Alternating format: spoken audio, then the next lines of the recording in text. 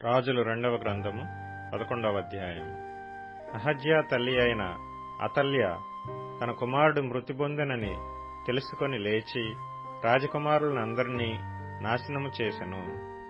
రాజైన యెహోరాము కుమార్తెయును అహజ్యాకు సహోదరియునైన యెహోషబ అహజ్యా కుమారుడైన యోవాషును హతమైన రాజకుమారులతో కూడా చంపబడకుండా అతని రహస్యముగా తప్పించెను.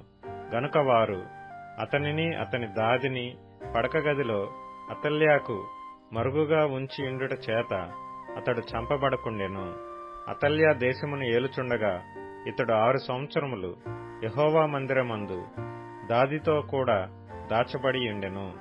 7వ సంవత్సరమందు యెహోయాదా కావలికాయి వారి మీదను రాజదేహ సంరక్షకుల మీదను ఏర్పడియున్న శతాధిపతులను పిలువనంపించి యెహోవా మందిరంలోనికి వారిని తీసుకొని పోయి యెహోవా మందిరమందు వారి చేత ప్రమాణము చేయించి వారితో నిబంధన చేసి వారికి ఆ రాజకుమారుని కనుపరచి ఈలాగు ఆజ్ఞాపించెను. మీరు చేయవలసిందేమనగా, విశ్రాంతి దినమున లోపల ప్రవేశించు మీరు 3 భాగములై 1 భాగము రాజమందిరమునకు కావలికాయువారై ఉండవలెను. 1 భాగము నూరు గుమ్మము దగ్గర కాపు చేయవలెను. 1 భాగము కాపుకాయువారి వెనుకటి గుమ్మమునొద్ద ఉండవలెను. ఈ ప్రకారము మందిరమును భద్రపరచుటకై మీరు దానిని కాచుకొని ఉండవలెను. మరియు విశ్రాంతి దినమున బయలుదేరు మీ అందరిలో 2 భాగములు రాజు దగ్గర యెహోవా మందిరమునకు కాపుకాయువారై ఉండవలెను. మీలో ప్రతి మనిషి తన తన ఆయుధములను చేతపట్టుకొని రాజు చుట్టూ కాచుకొని ఉండవలెను. ఎవడైనను పంక్తులలో ప్రవేశించిన ఎడల వాని చంపవలెను. రాజు బయలుదేరి సంచరించున్నప్పుడెల్లా మీరు అతని యొద్ద ఉండవలెను. శతాధిపతులు యాజకుడైన యెహోయాదా తమకిచ్చిన ఆజ్ఞలన్నిటి ప్రకారము చేసిరి.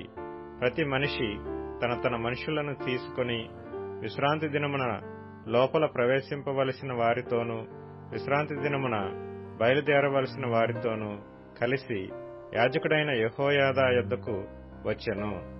యాజకుడు మందిరములో ఉన్న దావీదు ఈటెలను డాళ్లను శతాధిపతులకు అప్పగింపగా కాపుకాయి వారిలో ప్రతి మనిషి తన తన ఆయుధములను చేతపట్టుకొని బలిపీఠము చెంతను మందిరము చెంతను మందిరము కుడికొన మొదలుకొని ఎడమకొన వరకు రాజు చుట్టూ నిలిచిరి.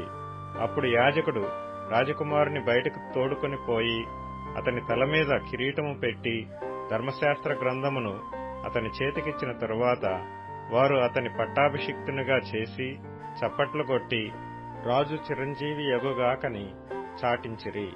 అతల్యా కాయువారును జనులను కేకలు వేయగా విని యెహోవా మందిరమందున్న జనుల దగ్గరకు వచ్చి రాజు ఎప్పటి మర్యాద చొప్పున 1 స్తంభము దగ్గర నిలుచుటియు అధిపతులను బాకా ఊదువారును రాజునొద్ద నిలువబడుటయు దేశపు వారందరూ సంతోషించుచు శృంగధ్వని చేయుటయు చూచి తన వస్త్రములను చింపుకొని ద్రోహము ద్రోహము అని కేక వేయగా యాజకుడైన యెహోయాదా సైన్యములోని శతాధిపతులకు యెహోవా మందిరమందు ఆమెను చంపకూడదు, పంక్తుల బయటికి ఆమెను వెళ్లగొట్టుడి, ఆమె పక్షపు వారిని ఖడ్గము చేత చంపుడని ఆజ్ఞ ఇచ్చెను. గనుక రాజమందిరములోనికి గుర్రములు వచ్చు మార్గమున ఆమెకు దారి ఇచ్చిరి. ఆమె వెళ్లిపోగా వారు ఆమెను అక్కడ పట్టుకొని చంపిరి. అప్పుడు యెహోయాదా జనులు యెహోవా వారిని ఆయన పేరట రాజుతోనూ జనులతోనూ నిబంధన చేయించెను. అప్పుడు దేశపు జనులందరూ బయలుగుడికి పోయి దానిని పడగొట్టి దాని బలిపీఠములను ప్రతిమలను చిన్నాభిన్నములు చేసి బయలునకు యాజకుడైన మత్తానును బలిపీఠముల ముందర చంపివేసిరి. మరియు యాజకుడైన యెహోయాదా యెహోవా మందిరమును కాచుకొనుటకు మనుషులను నియమించెను. అతడు శతాధిపతులను అధికారులను కాపుకాయి వారిని దేశపు జనులందరినీ పిలిపింపగా వారు యెహోవా మందిరములోనున్న రాజును తీసుకొని కాపుకాయి వారి గుమ్మపు మార్గమున రాజనగరునకు రాగా రాజు సింహాసనము మీద ఆసీనుడాయెను. మరియు వారు రాజనగరు దగ్గర అతల్యాను ఖడ్గము చేత చంపిన తరువాత దేశపు జనులందరూ సంతోషించిరి. పట్టణమును నిమ్మళముగా ఉండెను. యోవాషు ఏలనారంభించినప్పుడు అతడు 7 ఏండ్లవాడు.